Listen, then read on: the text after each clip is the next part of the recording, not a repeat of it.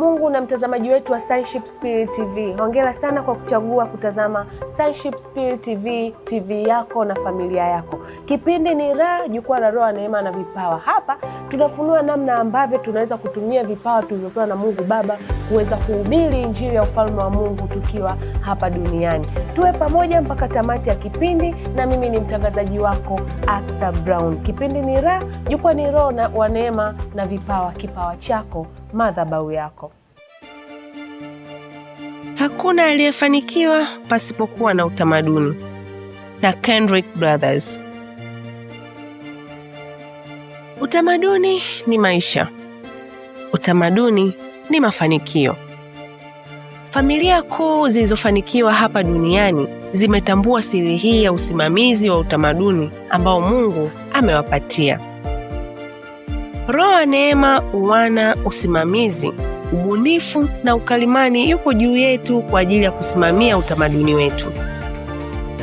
Ukitaka kuleta mabadiliko kuanzia katika familia mpaka katika jamii inayokuzunguka, basi wafunulie na kuwajenga katika utamaduni wako. Hauwezi ukataja watengenezaji bora wa filamu hapa duniani bila kuwataja Kendrick Brothers, watengenezaji wa filamu bora kabisa zilizoleta mapinduzi makubwa kwa filamu zenye maudhui ya dini. Filamu kama War Room ya mwaka 2014, Overcomer ya mwaka 2018, Courageous ya mwaka 2010, Fireproof ya mwaka 2007, Facing the Giant ya mwaka 2004, Flywheel ya mwaka 2002 na filamu ya hivi karibuni ya The Forge ya mwaka 2024. Sharon Alexander na Stephen Kendrick walizaliwa huko Athens, Georgia, Marekani, na baba yao Rare Kendrick aliyekuwa mtumishi wa Mungu na mama yao Rawnwin aliyekuwa mwalimu. Ndugu hao walikulia huko Atlanta katika jamii ya Smyrna, ambapo tangu wakiwa wadogo walikuwa wanavutiwa sana na sanaa ya ubunifu ikiwemo kuchukua video. Baada ya kupokea zawadi ya kamera kutoka kwa wazazi wao, ndugu hawa walikuwa wanaitumia kuchukua video za matukio ya hatari kama video za magari yanayokimbia kwa kasi, michezo ya kurusha baruti au michezo ya kuanguka kutoka juu, ambayo hii iliwasababisha wawe wanakutana na ajali nyingi na kuumia. Lakini wazazi wao waliendelea kukuza kipawa hiki cha kuchukua video katika msingi wa ufahamu wa ufalme wa Mungu, huku akiwasisitiza umuhimu wa kujifunza wenyewe Biblia, kumsikia Mungu pamoja na kufurahia ushirika na Mungu Baba wao wenyewe. Darasa ambalo limekuwa alama ya utofauti hata sasa katika kazi zao wanazozifanya. Sharon Kendrick, ambaye ni kaka mkubwa, alihitimu masomo yake ya teknolojia huko Georgia na kujiunga na IBM, kampuni kubwa ya masuala ya biashara na teknolojia huko Marekani. Alex pamoja na Stefan wao walihitimu shahada ya mawasiliano katika chuo kikuu cha Kennesaw State huko Georgia, wakajiunga na seminari ambapo baada ya kuhitimu walipakwa mafuta kwa ajili ya kumtumikia Bwana.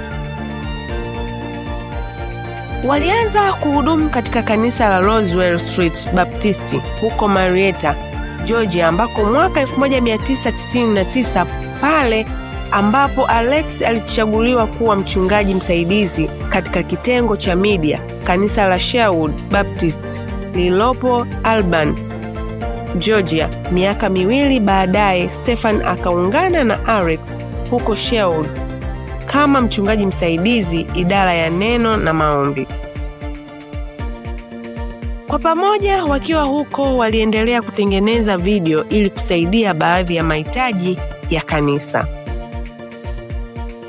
Katika usaili wake wa kwanza wa nafasi ya uchungaji msaidizi kitengo cha media kanisa la Sherwood, Alex Kendrick aliendeleza maono yake ya kutengeneza filamu ndefu ya Kikristo. Mwaka 2002 alimfuata mchungaji kiongozi wa Sherwood Michael Kate na kumweleza nia yake ya kuandaa filamu kama njia mojawapo ya uinjilisti ili kuifikia jamii inayowazunguka. Baada ya kuwasilisha bajeti yake ya filamu iliyokuwa inagharimu dola za Kimarekani milioni 20, mchungaji Michael Kate alimkubalia wazo hilo na kumshauri kwanza kumshukuru Bwana kwa ajili ya bajeti hiyo, kwani kanisa halikuwa na uwezo wa kutoa kiasi hicho cha fedha. Baada ya wiki ya maombi, Mungu aliinua wana wa Mungu ndani ya kanisa waliojitoa kwa ajili ya bajeti hiyo na mahitaji mengine ya filamu. Hivyo, Alex akaanza kuandika skripti ya filamu yake ya kwanza ya Flywheel. Ndugu yake Stefan aliungana naye katika uandaaji wa filamu hiyo pamoja na wana wa Mungu wengi kutoka katika kanisa hilo waliojitolea.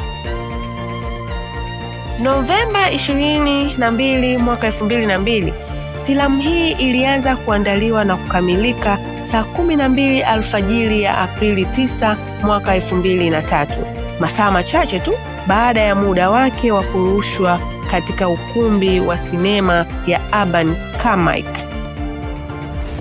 Sababu kubwa ya kuchelewa kukamilishwa filamu hii ni kukosa uzoefu wa kutengeneza filamu ndefu, kwani kabla ya hapo Alex na ndugu yake walikuwa wanatengeneza video fupi tu. Pamoja na kutokuwa na uzoefu, ndugu hawa silaha yao kubwa ilikuwa ni maombi.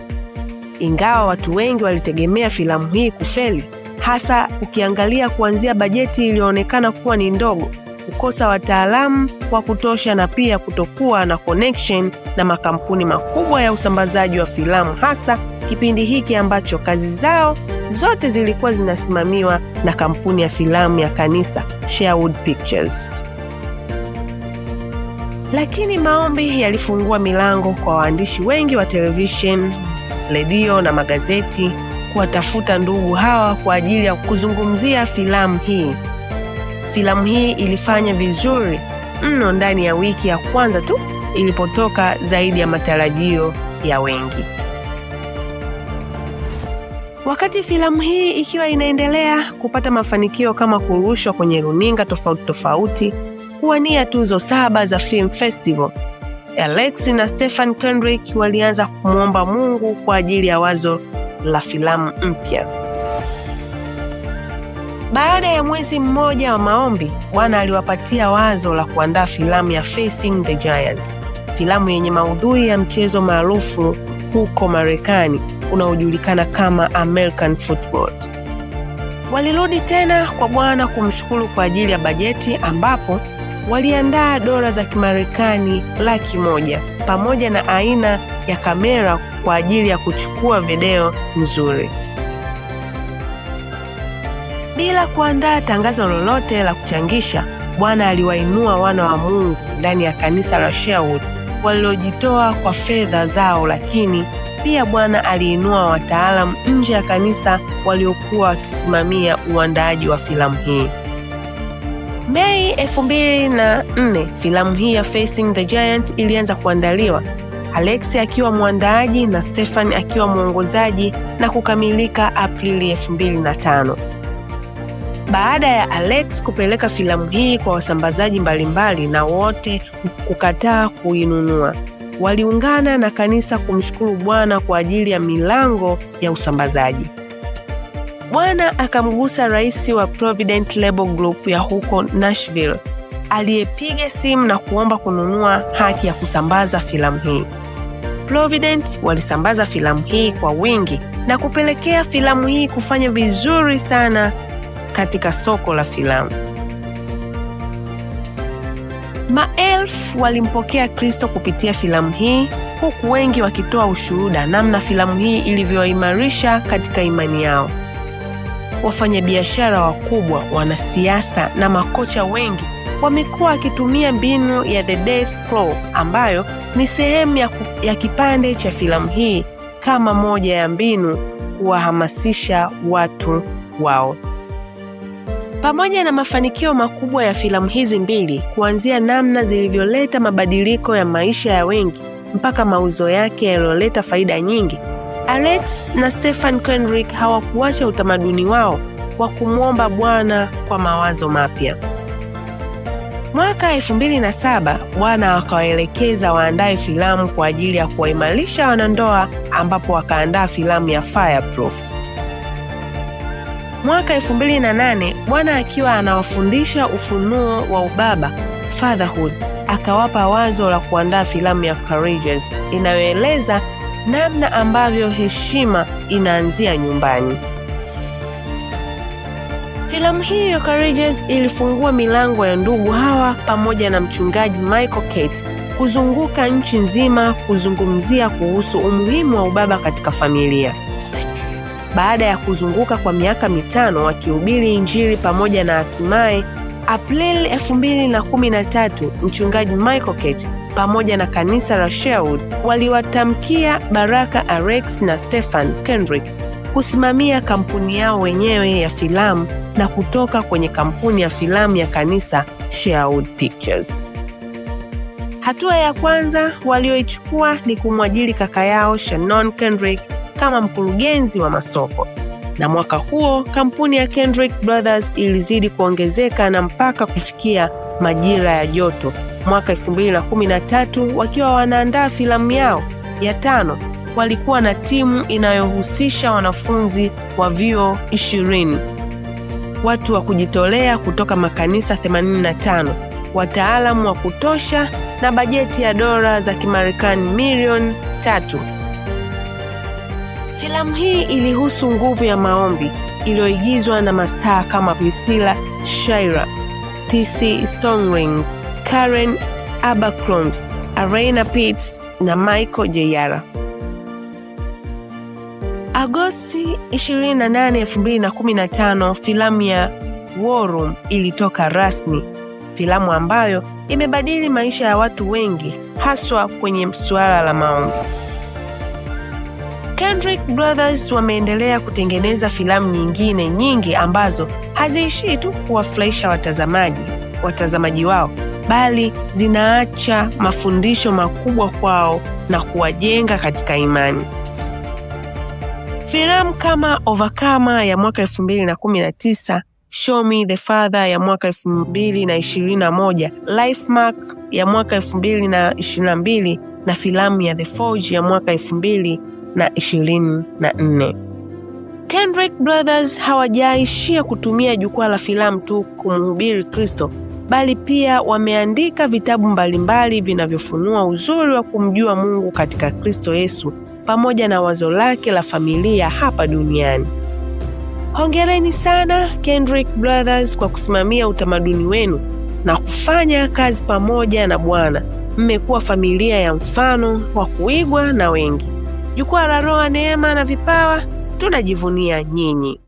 Na hao ndio Kendrick Brothers. Tunaona kwamba katika kila ambacho walikuwa wanakifanya katika tasnia ya filamu ili kuweza kupata movie mpya, ilikuwa ni lazima warudi miguuni mwa Mungu, warudi mbele za Mungu, kuhakikisha kwamba wanamshukuru Mungu kwa ajili ya kupata kitu kipya ambacho kitaweza kuwa msaada katikati ya watazamaji wao, katikati ya hadhira yao. Wanasema kwamba filamu zao zote ambazo wameweza kuzitengeneza sio kwamba kwa ajili ya kuwafurahisha tu, bali walikuwa wanahakikisha kwamba zinafanyika kuwa funzo kwa hadhira yake. Tunawafurahia sana Kendrick Brothers kwa kazi kubwa ambayo umefanya kuhakikisha kwamba mnahubiri Injili ya ufalme wa Mungu hapa duniani kwa watu wote. Mpaka wakati mwingine, usiache kutufuatilia katika kipindi chetu cha Raha, Jukwaa la Roho, Neema na Vipawa, siku ya Ijumaa saa 12 jioni. Na usiache pia kutufuatilia katika page zetu za Instagram kwa jina la Beyond Film Company, lakini pia kulike, kucomment na kusubscribe ili kuendeleza kusambaza au kuhubiri Injili ya ufalme wa Mungu hapa duniani. Shalom, shalom.